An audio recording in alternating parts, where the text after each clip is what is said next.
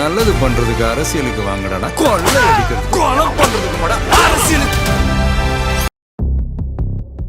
ஸ்ரீதேவியிலேருந்து ஆரம்பிச்சு இப்போ இருக்கக்கூடிய நடிகைகள் வரைக்கும் இந்த பிளாஸ்டிக் சர்ஜரி உண்மைக்கு புறம்பான ஒரு எதிர்பார்ப்பு. நான் வந்து நயன்தாரா மாதிரி ஆயிடணும், இல்லை சமந்தா மாதிரி ஆயிடணும் அப்படின்ற மாதிரி ஒரு எக்ஸ்பெக்டேஷனோடு வராங்க. That is unrealistic expectation.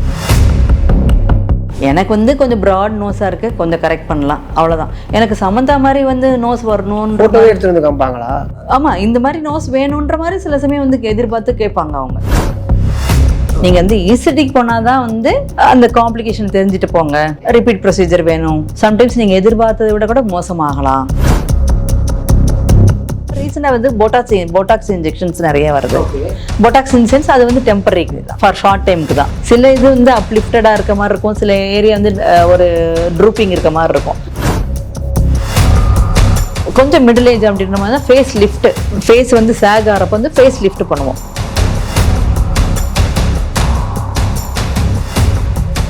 இல்லை ஒரு டெம்பரரியாக அது நம்ம பண்ணணும், அந்த ட்ரூப்பிங்லாம் வந்து நம்ம வந்து சரி பண்ணணும். அந்த ரிங்கிள்ஸ் எல்லாத்தையுமே வந்து இது பண்ணால் போட்டாக்ஸ் இன்ஜெக்ஷன், அதாவது க்ரோ ஃபீட்னு சொல்லுவோம்.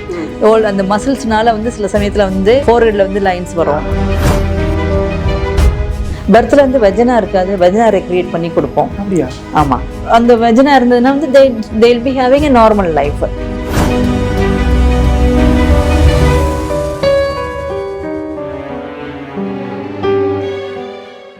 எல்லாருமே இந்த பிரபலங்களை பார்க்கும்போது அவங்க வந்து பிளாஸ்டிக் சர்ஜரி பண்ணியிருக்காங்கப்பா. உதாரணத்துக்கு ஸ்ரீதேவியிலேருந்து ஆரம்பித்து இப்போ இருக்கக்கூடிய நடிகைகள் வரைக்கும் இந்த பிளாஸ்டிக் சர்ஜரி அப்படிங்கிற ஒரு விஷயம் இருக்கும். அது எப்படி, அதுக்கான ப்ரொசீஜர் என்ன, ஃபஸ்ட்டு அவங்க உங்கள்கிட்ட எப்படி வந்து அணுகுவாங்க? ஆக்ட்ரஸஸ்லாம் விட்டுருங்க, காமன் பப்ளிக்னா ஒரு என்னன்னா ப்ராபப்ளி அவங்களுக்கு வந்து மற்றவங்க வந்து சொல்லி அதனால் வந்து ஏன் உன் மூக்கு இப்படி இருக்கு, இல்லை உனக்கு உதறி எப்படி இருக்கு, இல்லை அந்த மாதிரி சொல்லி அந்த யங்ஸ்டர்ஸ்க்கு வந்து அந்த மாதிரி தான் இம்பேக்ட் வரும். அந்த மாதிரி வருது. ஆர் வந்து like whom they are going to marry, அந்த மாதிரி வரப்போ வந்து டியூரிங் மேரேஜ் டைமில் வந்து எதாவது சம் கமெண்ட் வரதுனால அந்த மாதிரி வந்து அணுகிறது தான் காமன். ஏன்னா மற்றவங்கனால அவங்க வந்து சைக்கலாஜிக்கல் வந்து அஃபெக்ட் ஆகும், காம்ப்ளெக்ஸ் இருக்கு. ஆமாம், அந்த செல்ஃப் எஸ்டீம் அவங்களுக்கு குறைஞ்சிரும். அந்த எஸ்டீம்கோசரம் வராங்க, இட்ஸ் ஃபைன். ஏன்னா அந்த என்னைக்கு ஒரு மனுஷனுடைய செல்ஃப் எஸ்டீம் குறையுதோ அதை வந்து அது அவங்களுடைய வாழ்க்கையே பாதிச்சிடும். ஸோ அவங்களுக்கு கட்டாயமாக நம்ம வந்து ஹெல்ப் பண்ணி ஆகணும். ஆனால் நிறைய பேர் வந்து அன்ரியலிஸ்டிக் எக்ஸ்பெக்டேஷன் சொல்லுவாங்க. எப்படி? அதாவது உண்மைக்கு புறம்பான ஒரு எதிர்பார்ப்பு. லைக் வந்து நான் வந்து இது மாதிரி ஆயிடணும், நயன்தாரா மாதிரி ஆயிடணும், இல்லை சமந்தா மாதிரி ஆயிடணும் அப்படின்ற மாதிரி ஒரு எக்ஸ்பெக்டேஷனோடு வராங்க. That is unrealistic expectation. So வந்து அவங்கவுங்களுடைய ஃபேஷியல் ப்ரொப்போர்ஷன்ஸு என்ன இருக்குது, அவங்களுக்கு அந்த ஃபேஸ்க்கு என்ன சூட் ஆகும் அது இருக்குது. ரெண்டாவது வந்து என்னென்னா அவங்கள்ட்ட என்ன சின்ன டிஃபெக்ட் இருக்குது அது என்ன நம்ம அட்ரஸ் பண்ணலாம். ரெண்டாவது. மூணாவது அவங்க ஸ்கின் குவாலிட்டி என்ன, அது எல்லாத்தையும் பொறுத்து தான் ஒரு காஸ்மெட்டிக் சர்ஜரியை வந்து நம்ம பிளான் பண்ண முடியும். எல்லாம் கேட்டுட்டாங்க அப்படின்ற மாதிரி தான் எல்லாத்தையுமே கரெக்ட் பண்ணி கொடுத்துட முடியாது. ஓகே. ஸோ நிறைய சில விஷயங்கள்லாம் கரெக்ட் பண்ணி கொடுக்க முடியும். அதை வந்து ஃபர்ஸ்ட் ஆஃப் ஆல் அவங்க புரிஞ்சுக்கணும். இந்த அளவுக்கு அதிகமான எதிர்பார்ப்போடு வரக்கூடாது. இவங்களை வந்து புக்கில் எப்படி டிஸ்கிரைப் பண்ணியிருப்பாங்கன்னா வந்து டாக்டர் ஷாப்பிங் சொல்லிட்டு இவங்க வந்து என்னென்னா ஒரு டாக்டராக போய் பார்த்துட்டு அதில் வந்து ஒரு குட் சர்ஜன் அப்படின்ற மாதிரினா ப்ராஸ் அண்ட் கான்ஸ் நம்ம எக்ஸ்பிளைன் பண்ணுவோம். உனக்கு வந்து இவ்வளோதாமா வரும், but she'll be C or he maybe expecting a lot, அது முடியாது அப்படின்ற மாதிரி இன்னொரு டாக்டர்கிட்ட போவாங்க. ஸோ வந்து they'll be going one by one அப்படியே போயிட்டே தான் இருந்துட்டு இருப்பாங்க. ஸோ அந்த மாதிரி பேஷண்ட்ஸ்ல நம்ம ரொம்ப கேர்ஃபுல்லாக இருக்கணும். ஸோ அவங்கள்ட்ட வந்து என்னென்னா அவங்க வந்து ஒன்று ஈஸ்தட்டிக் சர்ஜரியில் ஒரு ப்ராப்ளம் என்னென்னா அவங்க எதிர்பார்த்ததை நமக்கு கொடுக்கலாம், ஓகே, பட் ஒரு 10 to 25% வந்து அவங்க எதிர்பார்த்தது கிடைக்கலனாலும் பரவாயில்ல, இருந்ததை விட மோசமாயிடலாம். இருந்ததை விட மோசமாயிடலாம். அதை வந்து they have to understand. Complications of surgery பழையபடி மாற்ற முடியுமா? பழையபடி மாற்ற முடியாது. எப்படி? அதாவது பழையபடி மாற்ற முடியாது. ஏன்னா வந்து அதை வந்து அந்த ஒரு சின்ன இது வந்தது அப்படின்ற மாதிரி பழையபடி கொஞ்சம் வந்து கரெக்ட் பண்ணுறதுக்கு தான் நம்ம ட்ரை பண்ணுவோமே தவிர சில சமயங்களில் வெரி ரேர்லி ஒரு எக்ஸாம்பிள் அப்படின்ற மாதிரி எடுத்துக்கிட்டோம் அப்படின்ற மாதிரினா லைக் இப்போ லைப்போசக்ஷன் பண்ணி மேல்ஸ்க்கு வந்து கைனகோமேஷியா அட்ரஸ் பண்ணுறோம். நிறைய ஃபேட்டும் டெபாசிட்டாக இருப்போம் வந்து லைப்போசக்ஷன் பண்ணுறோம். லைப்போசக்ஷன் பண்ணுறப்ப என்னென்னா சம்டைம்ஸ் ஸ்கின்னுக்கு போகிற பிளட் சர்க்குலேஷன் வந்து கொஞ்சம் குறைஞ்சி அங்கே வந்து நெக்ரோசிஸ் ஆகிடலாம். ஒன்று. ரெண்டாவது நிப்பிள் ஏரியாலும் வந்து அதுக்கும் வந்து கொஞ்சம் பிளட் சர்க்குலேஷன் அடிபட்டுருச்சு அப்படின்ற மாதிரி இருந்ததுன்னா நம்ம சக் பண்ணுறோம். அதில் வந்து எவ்வளோ வந்து உள்ள டேமேஜ் ஆகுது அப்படின்ற நமக்கு வந்து நம்ம விசுவலைஸ் பண்ணுறது கிடையாது. அதேமாரி சில சப்டில் டேமேஜஸ்லாம் நம்மளால வந்து கரெக்டாக வந்து அதை இது பண்ணவும் முடியாது. அந்த மாதிரி இருக்கிறது வந்து சம்டைம்ஸ் அது நிம்பிள் ஏரியாவும் டேமேஜ் ஆகிடலாம். இதெல்லாம் எக்ஸ்பிளைன் பண்ணிட்டு தான் நம்ம கேஸ் எடுப்போம். ஸோ நல்லா இருந்தது வந்து நிப்பிள் ஏரியா இல்லைன்னா திருப்பி என்ன பண்ணணும், ஃப்ரீ நிப்பிள் இது வேற எங்கன்னா இருந்து நிப்பிள் கிராஃப்ட் நம்ம பண்ணி ஆகணும். இல்லைன்னா டேட்டூயிங் பண்ணணும். ஸோ ஆல்ரெடி இருந்ததை விட இப்போ வந்து கண்டிஷன் வந்து கொஞ்சம் ஒர்ஷன் ஆகிருக்கு. But very rarely it happens. But even then they have to understand. அதே மாதிரி தான் நோஸ் அப்படின்ற மாதிரி இருந்ததுன்னா நம்ம வந்து ரைனோபிளாஸ்டி பண்ணுறோம். ஓப்பன் ரைனோபிளாஸ்டி பண்ணுறப்போ இங்கே வந்து சின்ன இன்சிஷன் போட்டு தான் நம்ம உள்ளே நுழையிறோம். வெரி ரேர்லி இங்கே வந்து அந்த ஸ்காரிங் தெரியலாம், அந்த ஸ்கார் தடிக்கலாம். ஸோ அந்த மாதிரி ஒரு இதுவும் இருக்குது. ஸோ அதே மாதிரி அப்டாமினோபிளாஸ்டிலேருந்து எல்லாமே ஃபேஸ் லிஃப்ட் பண்ணுறப்பையும் வந்து சம்டைம்ஸ் வந்து அந்த ஸ்காரு தடிக்கலாம். சம்டைம்ஸ் வந்து நர்வ்ஸ் வந்து டேமேஜ் ஆகும். சென்சியர் நர்வ்ஸு செஸ்ட்லேயும் அதே மாதிரி தான். நிப்பிள் ஏரியாவுக்கு போல் அந்த நர்வ் வந்து டேமேஜ் ஆகிடுச்சுன்னா சென்சேஷன் இல்லாமல் போயிடும். அதே மாதிரி இங்கே வந்து ஃபேஷியல் நர்வனுடைய ஒரு பிரான்ச் போகும் இந்த இதுக்கு சப்ளை பண்ணுறது ஃபோர்ஹெட்டுக்கு.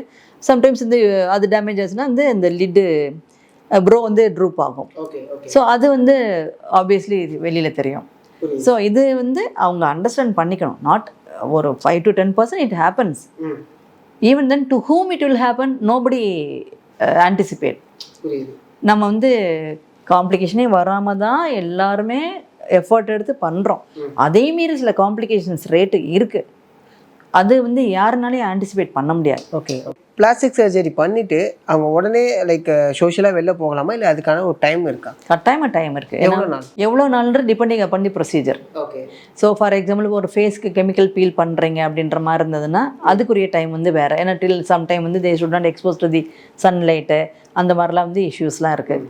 அண்ட் வந்து இப்போ இது எனி அதர் சர்ஜரி பண்ணுறீங்க, ஃபேட் ஃபில்லிங் பண்ணுறீங்கன்னா சம்டைம்ஸ் இந்த கான்ட்ரு டிஃபார்மிட்டிஸ்லாம் இருக்கும்.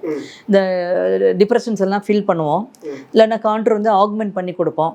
அதுக்கெல்லாம் வந்து ஃபேட் இன்ஜெக்ஷன் போடுறப்போ சம்டைம்ஸ் வந்து அந்த ப்ளம்பினஸ் வந்து கொஞ்சம் தெரிய தான் செய்யும். அது வந்து செட்டில் ஆகிறதுக்கு it will take some time. And open சர்ஜரிஸ்லாம் பண்ணுறப்ப அந்த சூச்சஸ் ரிமூவ் பண்ணணும், அந்த பெயின் எல்லாம் குறையணும், ஸ்கார்ஸ் வந்து கொஞ்சம் செட்டில் ஆகணும், எஸ்பெஷலி இது எக்ஸ்போஸ்டு ஏரியாஸாக இருந்ததுன்னா. So depending upon the procedure the undergo definitely வந்து it will be taking time. புரியுது மேம்.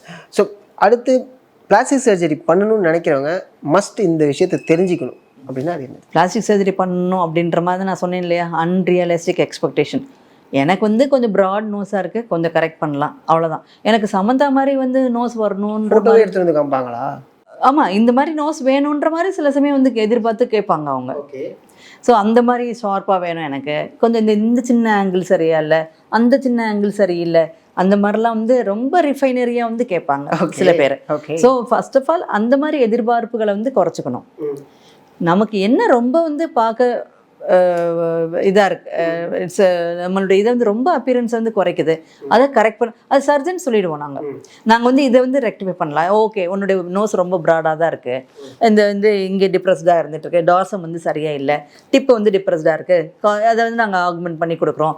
ஓகே, லிப் வந்து அப்பர் லிப் ரொம்ப ஃப்ளாட்டனாக இருக்குது, அதை நம்ம ஃபில் பண்ணி கொடுக்கலாம். ஸோ நம்மளே சொல்லிடலாம். அண்ட் வந்து அந்த மாதிரி நம்ம சொல்கிறதே அவங்க அண்டர்ஸ்டாண்ட் பண்ணிட்டு வர்றது பெட்டர். ஒன்று.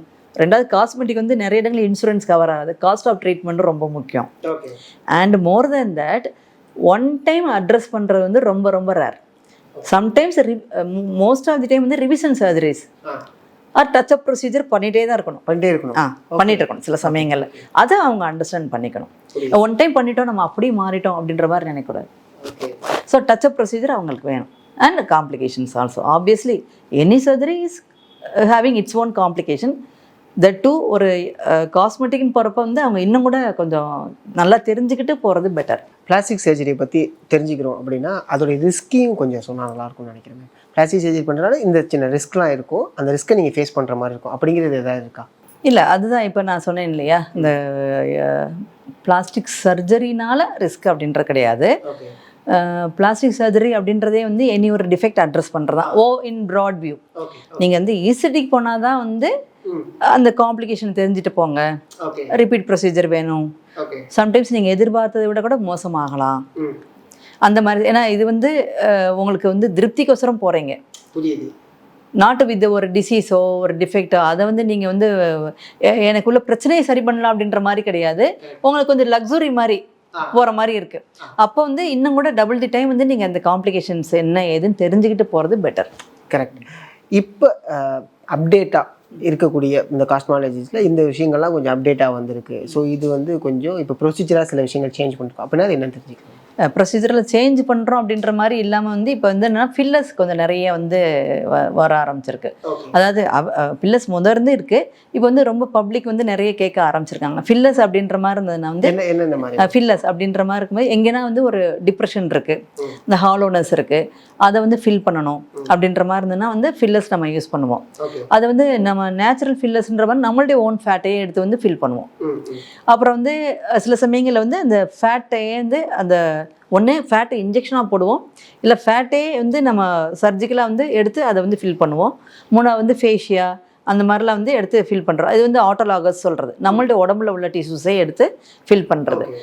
ரெண்டாவது வந்து லைக் சிந்தட்டிக் இருக்குது, சிந்தட்டிக் ஃபில்லர்ஸ் நிறையவே இருக்குது. ஸோ வந்து இப்போ வந்து ஃபார் எக்ஸாம்பிள் ஓல்ட் ஏஜ் ஆச்சுன்னா வந்து இங்கே ஒரு டிப்ரெஷன் வரும், அந்த ஹாலோனஸ் வரும் இல்லையா, அதை கூட ஃபில் பண்ணணும்னு நினைப்பாங்க. ஓகே ஓகே இந்த ஹேண்டு காஸ்மெட்டாலஜி அது ஆக்சுவலி.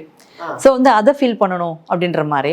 ஸோ இந்த சம்டைம்ஸ் வந்து இங்கே லைக் இப்போ ரீசெண்டாக வந்து போட்டாக்ஸ் இன்ஜெக்ஷன்ஸ் நிறைய வருது. போட்டாக்ஸ் இன்சென்ஸ் அது வந்து டெம்பரரிக்கு தான், ஃபார் ஷார்ட் டைமுக்கு தான். ஏன்னா வந்து நம்ம மசில் வந்து ஏஜ் ஆகும்போது அந்த கன்ட்ராக்ஷன் ஆகி சில இது வந்து அப்லிஃப்டடாக இருக்க மாதிரி இருக்கும், சில ஏரியா வந்து ஒரு ட்ரூப்பிங் இருக்க மாதிரி இருக்கும். ஸோ வந்து மேட்ச் பண்ணுற மாதிரி போட்டாக்ஸ் இன்ஜெக்ஷன்ஸ் வந்து போடுறோம் நம்ம. ஸோ இப்போ ரீசன்ட் ட்ரெண்ட் அதுதான். மேல்ஸுக்கு வந்து என்னென்னா ப்ராப்ளி செடன்டரி லைஃப் சாப்பாடு, அதனால வந்து இந்த கைனகோமேஷியா நிறைய ப்ரெசென்ட் ஆகுது. அதாவது breast development in males. Okay okay with fat deposition, அப்புறம் கிளாண்டும் வந்து டெவலப் ஆகுது. So probably some sort of அது செடன்டரி லைஃப் ஸ்டைல்னால இந்த சம் ஹார்மோனல் இம்பேலன்ஸு அந்த மாதிரி ஒரு இது they are coming for that surgery commonly. Females அப்படின்ற மாதிரி இருந்ததுன்னா most of the breast surgeries like augmentations அந்த மாதிரி. அண்ட் வந்து சம்டைம்ஸ் டோட்டிக் பிரஸ்ட்னு சொல்லி சொல்லுவோம். ஃப்ளாபி பிரஸ்ட்டாக இருந்ததுன்னா அதை வந்து நம்ம ஃபிக்ஸ் பண்ணுற மாதிரியான சர்ஜரிஸு. இல்லை அப்டாமினல் பிளாஸ்டிக் அதை ஃப்ளாட் அப்டமன் ஆக்குறதுக்கு. அப்புறம் கொஞ்சம் மிடில் ஏஜ் அப்படின்ற மாதிரி தான் ஃபேஸ் லிஃப்ட்டு. ஃபேஸ் வந்து சேக் ஆகிறப்ப வந்து ஃபேஸ் லிஃப்ட் பண்ணுவோம். Not only face, arm lift, tightening arm lift, thigh lift, abdomen lift, அதை எங்கெங்கே வந்து சேகிங் இருக்கோ அதை லிஃப்ட் பண்ணுறதுக்கு பண்ணுறது உண்டு.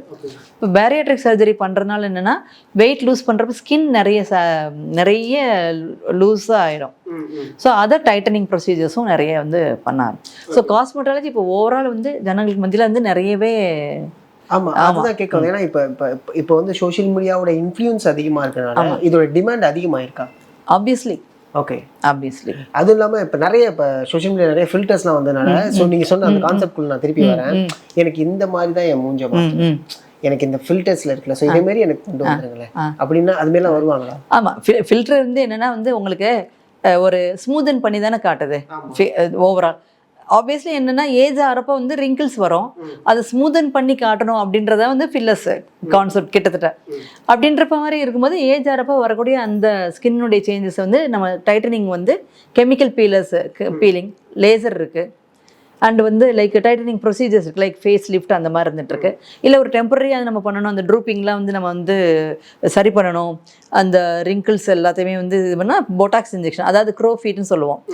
அந்த மசில்ஸ்னால வந்து சில சமயத்தில் வந்து ஃபோர்ஹெட்டில் வந்து லைன்ஸ் வரும், இங்கே வந்து லைன்ஸ் வரும். ஸோ அதெல்லாம் டெம்பரரி அட்ரஸ் பண்ணோம் அப்படின்றப்ப போட்டாக்ஸ் இன்ஜெக்ஷன் சொல்லிட்டு ஒரு இது அவைலபிள் இருக்கு.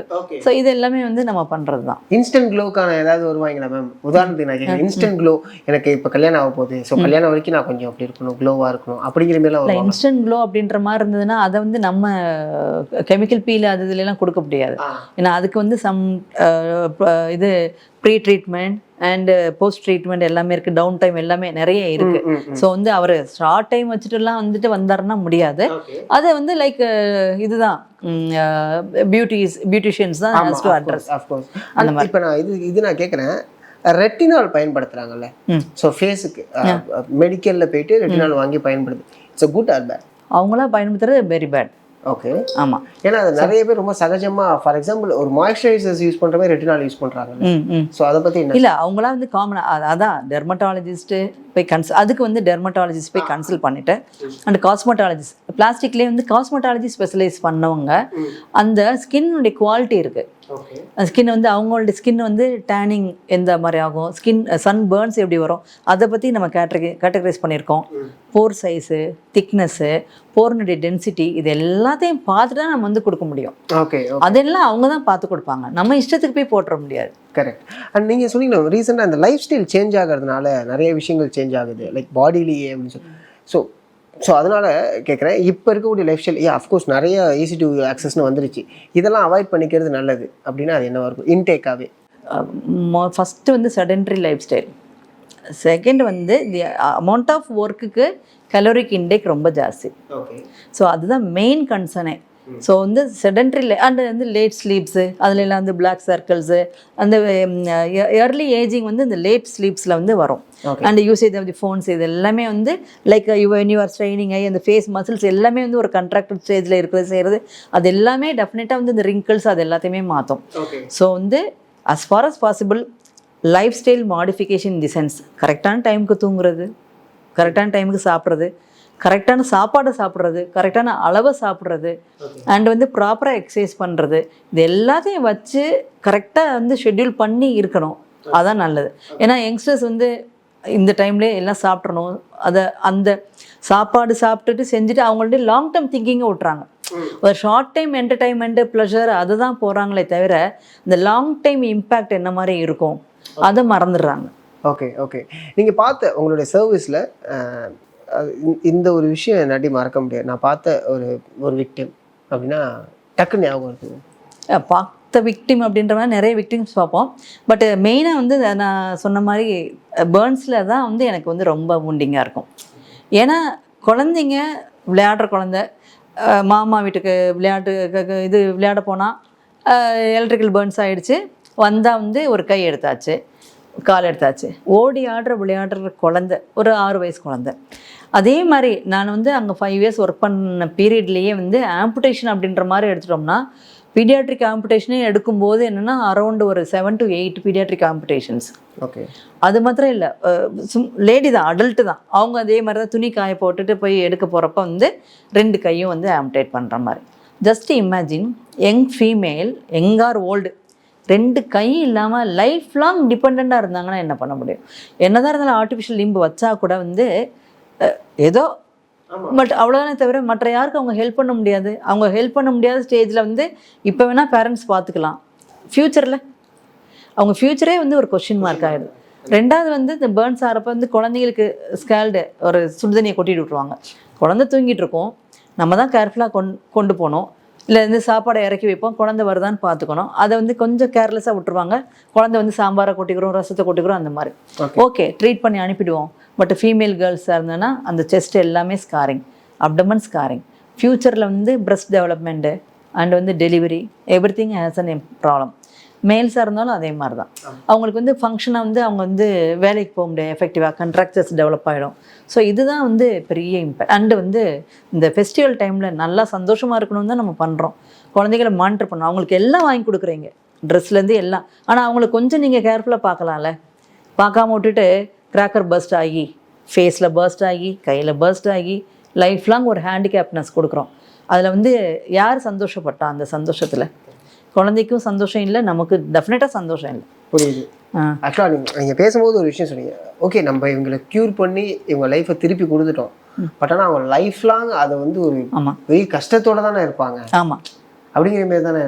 ஆமாம், அது பார்க்கும்போது எனக்கு எப்படி இருக்குன்னா, ஜஸ்ட் லைக் தட் இந்த ஒரு மொமெண்ட்டை நீங்கள் கேர்லெஸ்ஸாக இருக்கிறதுனால லைஃபே போயிடுச்சு. லைஃப் போயிடுச்சு.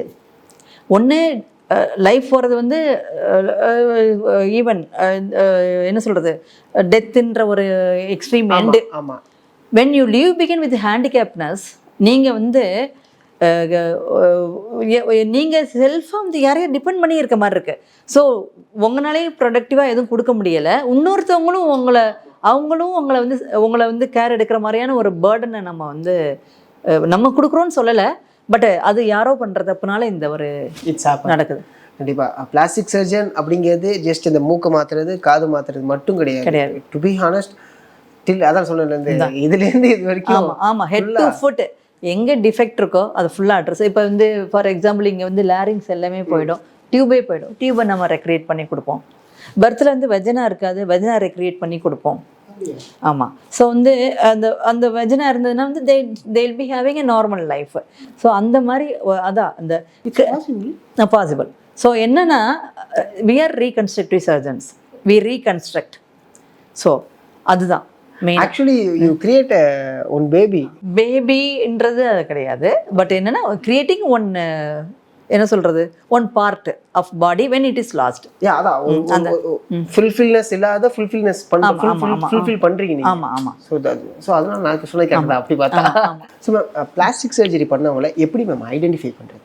Plastic surgery most of the closed procedures வந்து பெருசாக நமக்கு வெளியில் தெரியாது. ஓப்பன் மெத்தட் பண்ணோம் அப்படின்ற மாதிரி தான் சில ஸ்காரிங்னால வந்து ஒரு அதுவும் பழகுனவங்களுக்கு வேணால் சரி ஓகே அப்படின்ற மாதிரி தெரியும். இப்போ பிளாஸ்டிக் சர்ஜரி நான் வந்து பார்க்குறேன் அப்படின்ற மாதிரினா ப்ராப்ளி இந்த ப்ரொசீஜர் பண்ணியிருப்பாங்களோ அப்படின்ற மாதிரி. பட் ஓவரால் வந்து யாருனாலும் வெளியில் உள்ளவங்களுக்கு வந்து மெஜாரிட்டி ஆஃப் தி டைம் வந்து தெரியாது. அன்லெஸ் இப்போ வந்து காது வந்து சில சமயம் வளரவே வளராது, பிறவி குறைபாடாக இருக்கும். அப்போ வந்து நம்ம இயர் கிரியேட் பண்ணுவோம். அந்த மாதிரி கிரியேட் பண்ணுறப்ப வந்து சம்டைம்ஸ் கொஞ்சம் டிஃப்ரென்ஸ் தெரியும். ஓகே. ஸோ அந்த மாதிரி ரொம்ப மோசமான ஒரு பகுதியை நம்ம வந்து ரிக்ரியேட் பண்ணுறப்போ எக்ஸாக்டாக மேட்ச் பண்ணாமல் இருக்கலாம். இந்த கிளப் லிப்பும் ஆப்ரேட் பண்ணுறப்ப அந்த சின்ன ஸ்காரு அந்த மாதிரி சின்ன டிஸ்கிரிப்பன்சி இருக்கலாம், அவ்வளோதான். பட் ஈவன் தென் அதை பற்றி நல்லா தெரிஞ்சவங்க ஒத்து பார்க்கும்போது அது தெரியும். ஓகே. அதாவது இந்த ஃபீல்டில் இருக்கிறவங்க ப்ளஸ் ரொம்ப நாள் கூட இருந்தவங்களுக்கு அந்த மாற்றம் தெரியும். ஓகே. அதை தவிர்த்து ஸ்டேஞ்சஸ்க்கு தெரியறதுக்கான வாய்ப்புகள் கிடையாது, சான்சஸ் கிடையாது. ஓகே. அந்த மேம் எனக்கு இன்னொரு கொஸ்டின் இருக்குது. என்னென்னா நீங்கள் ஒரு விஷயம் சொன்னீங்க, பிளாஸ்டிக் சர்ஜரி அப்படிங்கிறது ஒன் சிட்டிங் கிடையாது. ஸோ அகெயின் அண்ட் அகெயின் அதை வந்து மானிட்டரிங் பண்ணிகிட்டே இருக்கணும் அப்படின்னு சொல்லிட்டு. ஃபார் எக்ஸாம்பிள் வந்து எல்லாருமே பிளாஸ்டிக் சர்ஜரி பண்ணலாம்னு சொல்லிட்டு அதோடைய காஸ்ட் என்னங்கிறது தெரியாமல் ஒரு விஷயம் பண்ணிடுறாங்க. இப்போ உதாரணத்துக்கு செலிபிரிட்டிஸ் எல்லாருமே பிளாஸ்டிக் சர்ஜரி பண்ணுறாங்கன்னா அவங்க ரெகுலராக அதை மானிட்டரிங் பண்ணிக்கிட்டே இருப்பாங்க. அப்படி இல்லைன்னா அவங்களுக்குமே சேஞ்சஸ் வர ஆரம்பிச்சிடும். ஓகே. ஸோ இப்போ ஃபர்ஸ்ட் இவங்க தெரிஞ்சிக்க வேண்டியது மானிட்டரிங் பண்ணுறதுக்கு ரெடியாக இருந்துக்கணும். ஆமாம். அந்த ரிவிஷன் ப்ரொசீஜர்ஸ்க்கு அதுக்கு ஸ்பெண்ட் பண்ணுறதுக்கு அதுக்கு பணம் ஸ்பெண்ட் பண்ணணும், டைம் ஸ்பெண்ட் பண்ணணும். எவ்வளோ நேரம் மேம் ஆகும், எவ்வளோ நாட்கள் ஆகும்னு கேட்கவா? இல்லை, அது வந்து டிபெண்ட்ஸ். அது அவங்கவுங்களுடைய இது வந்து எந்த அளவுக்கு வந்து இப்போ ஃபார் ஒரு எக்ஸாம்பிளுக்கு ஃபேஸ் லிஃப்ட் பண்ணுறோம், அடுத்து எவ்வளோ தூரம் அவங்களுக்கு வேகமாக ஃபேஸ் ஆகுதுன்ற பொறுத்து அடுத்த ப்ரொசீஜர். ஓகே. ஸோ வந்து அதாவது அந்த அதுக்கு பழையபடி அது எப்படி வந்து அதுக்கான நேரம் அதுவே எடுத்துக்கொள்ளும். திருப்பி அது எப்படி ரெக்கர் ஆகுது அதை பொறுத்து தான் மாற்ற முடியும். மக்களுக்கு நல்லது பண்றதுக்கு அரசியலுக்கு வாங்கடா, கொலை அடிக்கிறது கொலை பண்றதுக்கு அரசியலுக்கு